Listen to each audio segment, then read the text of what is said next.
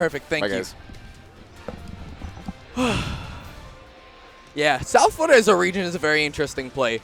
It's such a heavily political region. It feels like every single time that we're doing anything, there's some kind of internal bicker, but I think that allows us to grow as a region overall. I like it, but not as much as I like what has been described so far as the best Sheik, Vinnie. I don't know about that. Okay, I'm gonna be completely honest with you. I just interviewed both DJ Jack and Riot, and both of them said that you are essentially the best Sheik that they have ever played. That they have never experienced a Sheik on a caliber as you. Wow.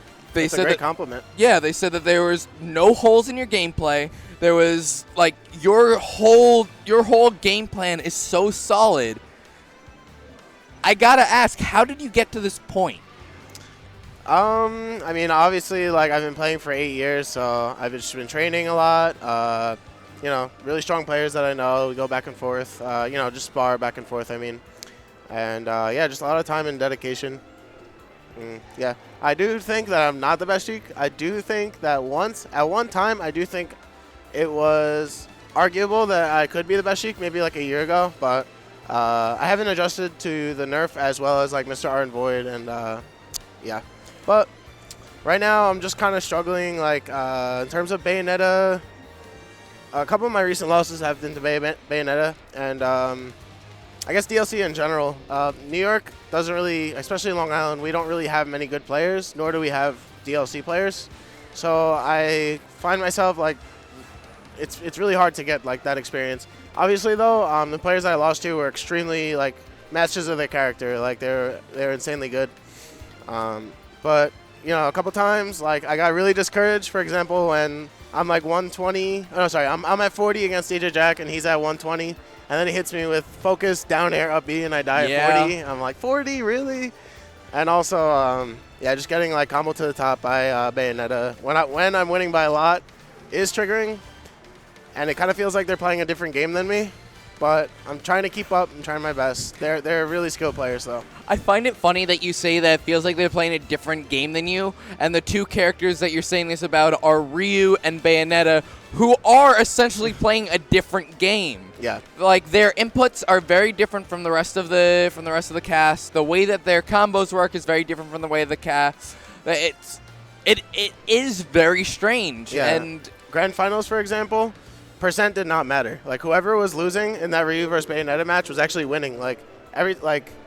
Rage just makes those characters really good, or I don't know what it is, but they just kept killing each other at 60 when they were at 120, and I couldn't tell who was winning or losing until it said game. Yeah. That whole time. So, yeah. 9B though, he's from Japan. He's Bayonetta. Right. And he beat me in 3 minutes at Zero Saga with Bayonetta. So I kind of followed in his footsteps in Brawl. I played Ice Climbers because he played Ice Climbers. But now, after that, I'm probably going to be making the switch to Bayonetta. And then in the coming months, I'm going to try. I was just about to ask. My next question was, since you mentioned that Bayonetta is a problem, obviously you're a smart player and you know that if you realize a problem, the next step is to find a solution. Yeah. So, honestly, that's what we're probably going to see for a lot of players, because considering a lot of people aren't even sure if Diddy beats Bayonetta anymore. I do think those are the two best characters, Diddy and Bayonetta. Yeah. And I do think that Sheik doesn't exactly... I'm not saying that Sheik loses to Bayonetta, but I'm saying that, it's way too stressful for me to, basically lose at any moment. I was trying not to get up... I was trying not to get down tilted. I was trying not to get up B'd, because that's what starts everything. Yeah. But, I don't know. I have to go back and see, how I got converted into a death. But, yeah, I would rather be on the other end of things, I guess. Yeah. Be the guy that's doing it to someone else. And I think that, I'm going to ask you this. With that said, what do you think of the current Smash 4 meta? I do think that, although Void is really, really good and got top 3 at Zero Saga and everything, I do think the metagame's moving a tiny bit away from Sheik. I do think that it's moving more in favor of the characters that kill you from touching you, instead of bringing you to high percent. Bringing you to high percent and then killing you like the way the demo shows you how to play, Yeah. is not how to play anymore. Like, you have to, like, it's best to kill people low to mid percent, because then, like, those characters, like Ryu, Bayonetta, I know Ryu gets shut down by, like, Villager, Sonic, and, like, a couple other characters. But, like, if you aren't playing that game and they are, then you're going to lose. Like, unless you're playing absolutely perfectly. And I guess I was not playing absolutely perfectly, but I would rather be on the other end of things, is all I'm saying. But I do think the metagame is moving towards killing your opponent at mid percent instead of high percent, which I'm not too much of a fan of, but I've had to adapt. All right. Before I ask my next question, I'm going to compliment you because that is the smartest answer I have ever heard in terms of talking about the meta. Most of the time people are saying, I think it's this character focus, I think it's this character focus, but you just actually just gave me a definition of the meta itself, and that's really cool. Yeah. Like I don't know if it's cool in itself. No, I know, but the thing is, Smash 4 used to be a very different game. Yeah.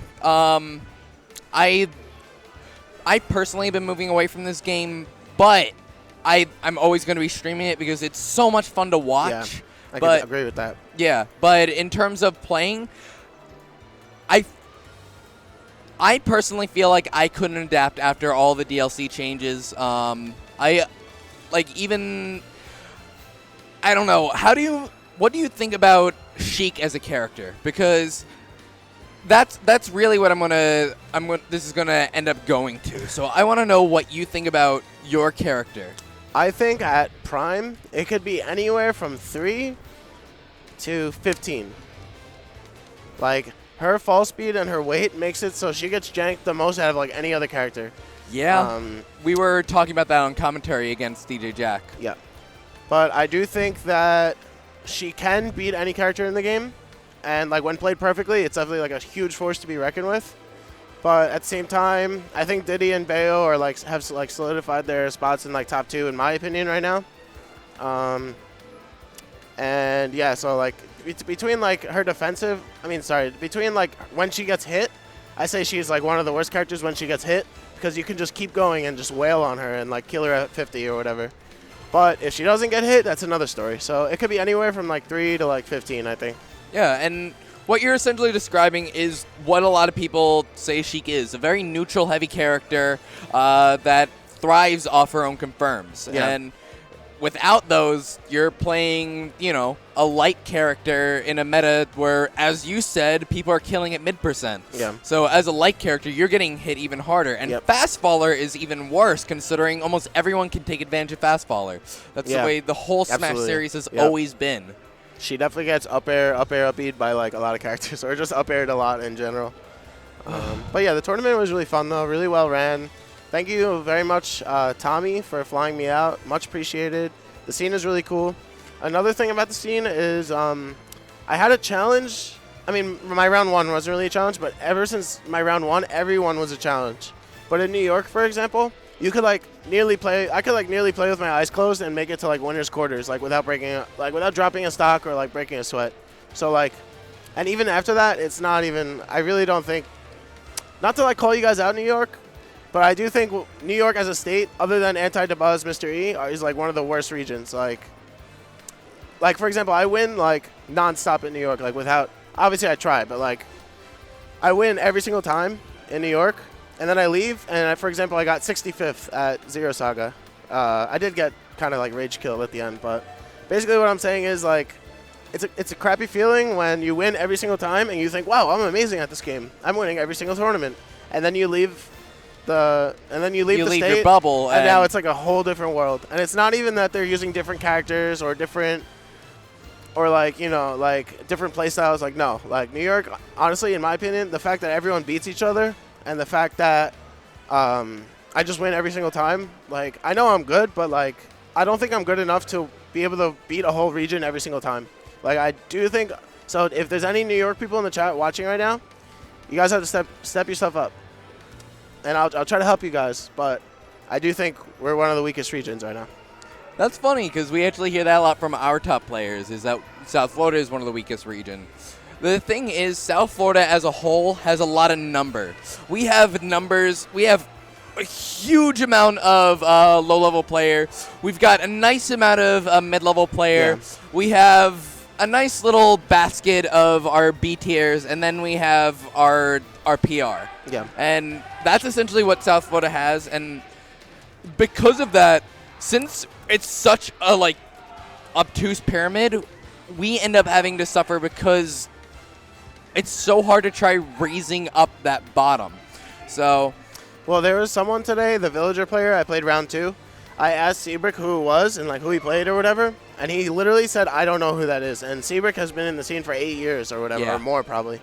So he had no idea who that person is, and he almost beat me.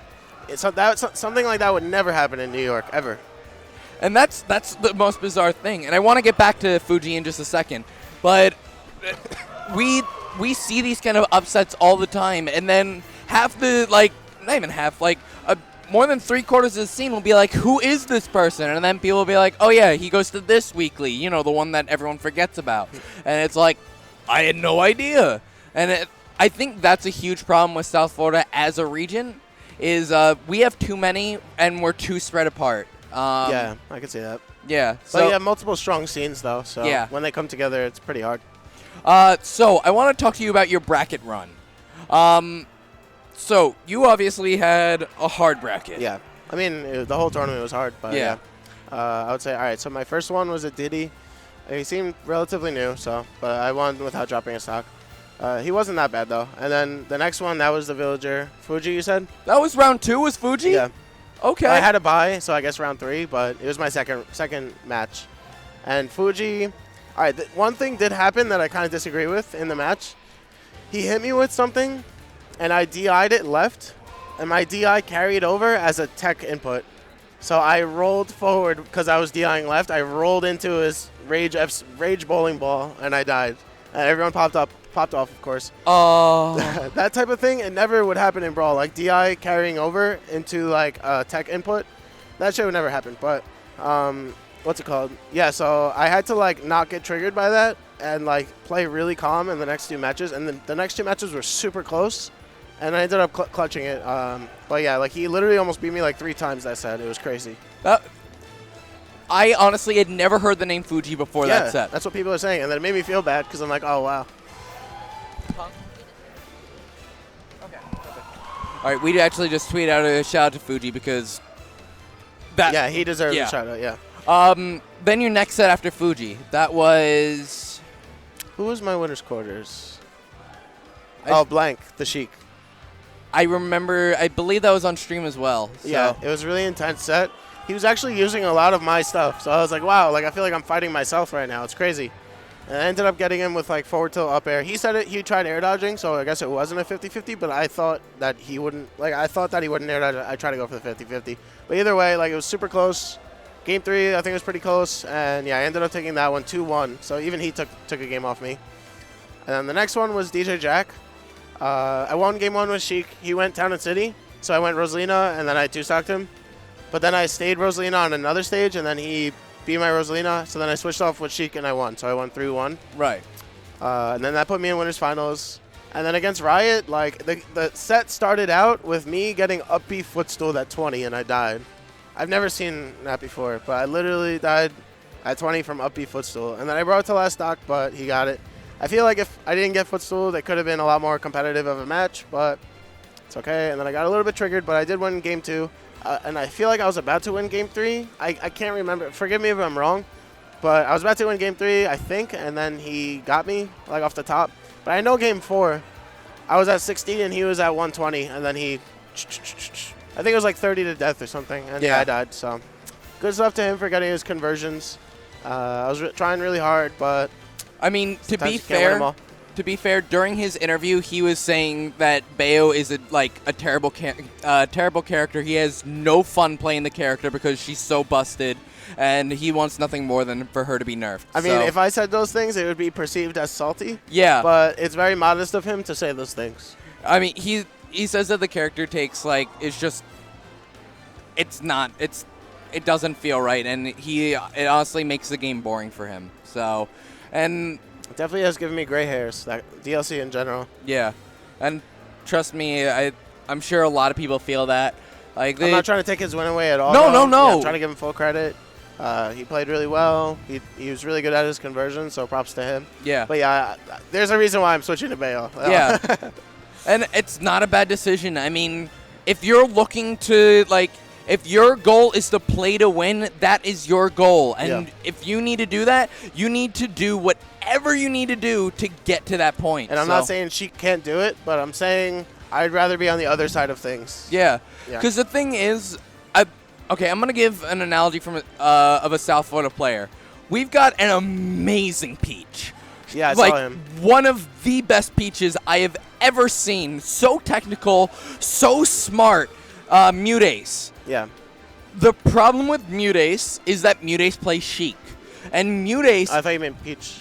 Oh, yeah, Peach. Oh, yeah. I'm sorry. Mute Ace plays Peach. And the thing is, what Mute Ace has to do to win is so much more than what every single one of his opponents has to do to win. Yeah, he does press a lot of buttons, but I'm not saying just brainlessly. I'm saying he puts a lot of thought into all the buttons he presses, but they are a lot of buttons. It's nonstop, and you could see at the end of a tournament he is exhausted. Yeah. It's not like playing other character. Yep. And he also picked up Bayo because he needed another character because he couldn't deal with the pressure of having all of that input barrier is just so hard. You can press 400 buttons or whatever, and then one Bayo combo will just... Yeah, which is like 7 buttons. Like, it's unreal. So, final question.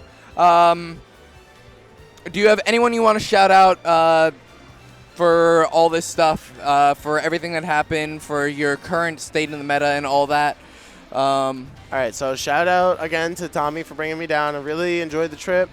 And I just had a great time. Miami is awesome. Shout outs to the Florida community. Everyone was really awesome to me and had a really good time. Shout outs to DJ Jack and Riot for besting me. That was really impressive, guys. I hope to get you back. Shout outs to you for running the stream and your team. And shout outs, I don't know, I'll just give random shout outs to my friends. Shout outs to IQHQ Fire, aka John I. Quinto.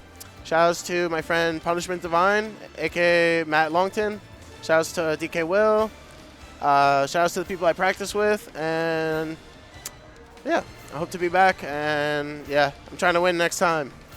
Maybe something that I'm going to be discussing with TGL in the future, I'd like us to, sometime down the line, see about getting all the players that we've had out to TGL come down for another bracket. An ultimate TGL. Yeah, the ultimate. Amazing. Yeah, ultimate TGL, and I think that would be a really cool event. So I'll talk to Tommy after this and see if we could plan that. This venue can definitely hold that and more. Yeah.